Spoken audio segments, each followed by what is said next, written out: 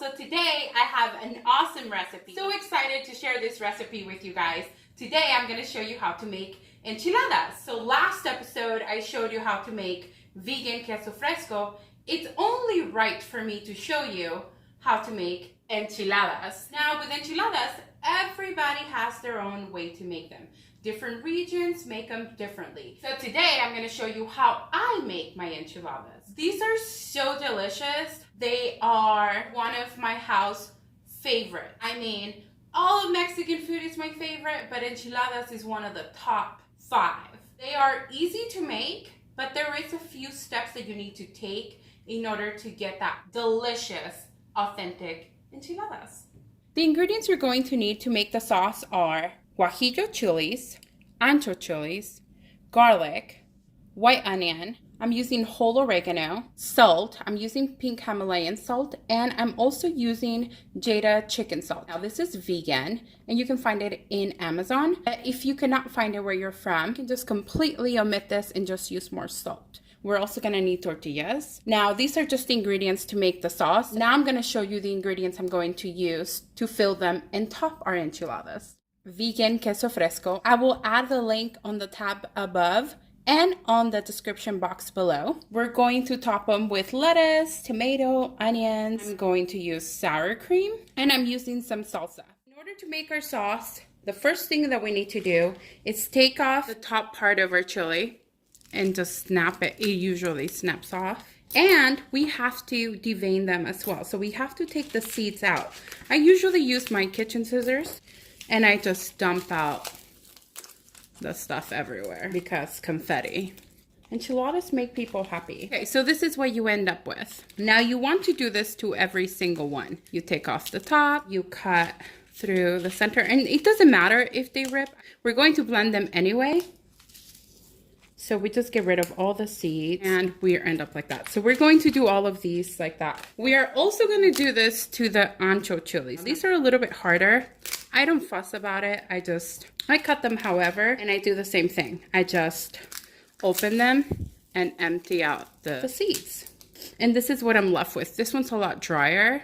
So now we're going to do this to all of them. By doing this before we soak them, I feel that it lifts the flavors, it livens the flavors. So we're just going to quickly toast them. Now we have to be very quick. It has to be very brief of a toasting because if they burn, they're going to get bitter and it's not going to taste good. So we're going to put them on here like quickly, just a little quick pass through the heat.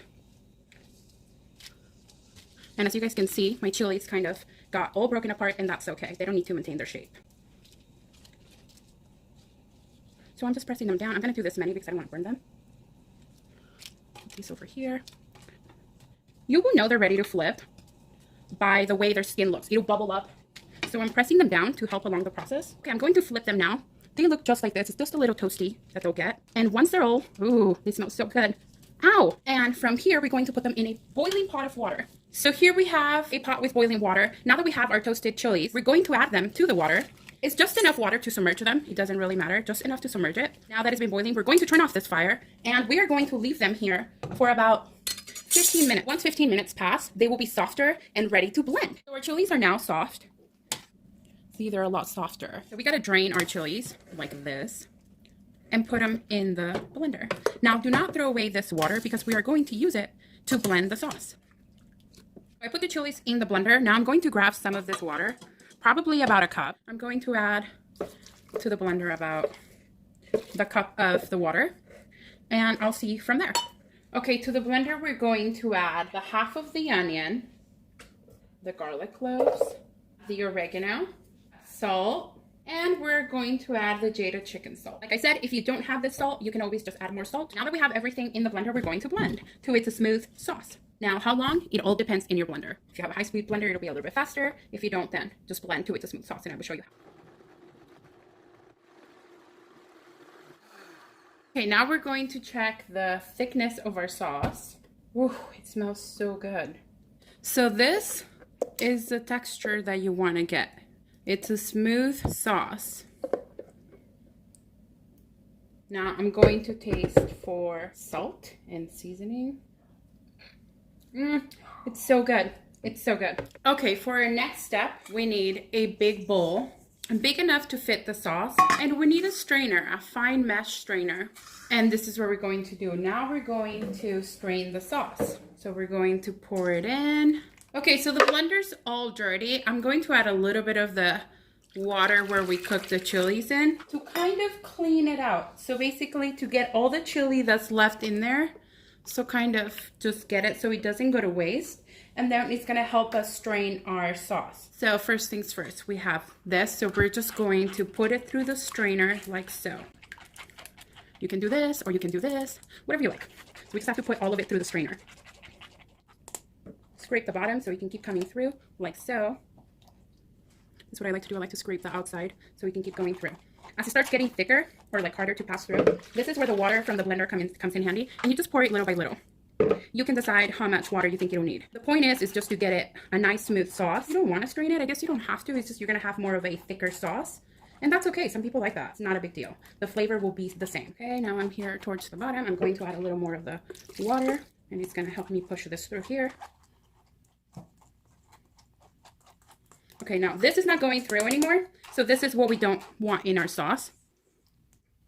I'm scraping off the excess sauce that's underneath here. I don't want to waste anything. I always make chilaquiles with the leftover sauce because there's always leftover sauce in our house. So that weekend, that Sunday or Saturday coming from when I make this, the enchiladas, I always make chilaquiles with the same sauce. So now we have this delicious, very smooth sauce. Okay, the first thing that we need to do is add oil to our pan. You're just gonna add a little bit of oil, just enough for one tortilla. We're gonna do one at a time. Okay, so what you need to do is you grab your tortilla. They're cold, and that's okay because they're gonna warm up as we put them in and cook them in the sauce. Okay, so we're going to dip it in the sauce, just like this. And you get rid of the excess sauce, and then you put it in the pan. Now it does kind of get everywhere, but it's totally worth it.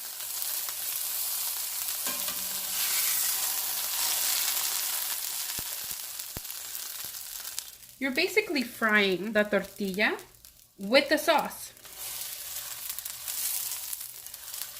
You just want to leave it there enough to where the sauce fries just enough and it gets this very delicious flavor, and then you give it a flip. And you can add more sauce if you wanted to, or if you feel like it needs more sauce. I always add more sauce at the end. And then this one's ready to go. Now I'm gonna add a little more oil, and I'm gonna add the next one. So I'm going to dip it in, just like this, and then I'm gonna put it in oil. Okay, this side is ready. Now we flip. This one's ready. The sauce definitely gets a different flavor once it hits the oil and the heat. It's just amazing. It's pretty magical. This is how we're going to do them. I'm gonna fry all of the tortillas, and then I'll show you how to fill them up. Okay, this is what I like to do. This one's upside down. You have your tortillas all fried. I'm going to fill them in with a little bit of cheese, and a little bit of cheese goes a long way. So don't like shove it in with cheese, unless you want to, but a little bit goes a long way. I like to add a little bit of chopped onion. I feel that it gives it a little zippity zing that it needs. You don't have to, but we love onion in this house. And if they rip, it's totally okay. You add a little bit of cheese, a little bit of onion. I'm still gonna top them off with onion, but this just gives it a little something when you're biting it.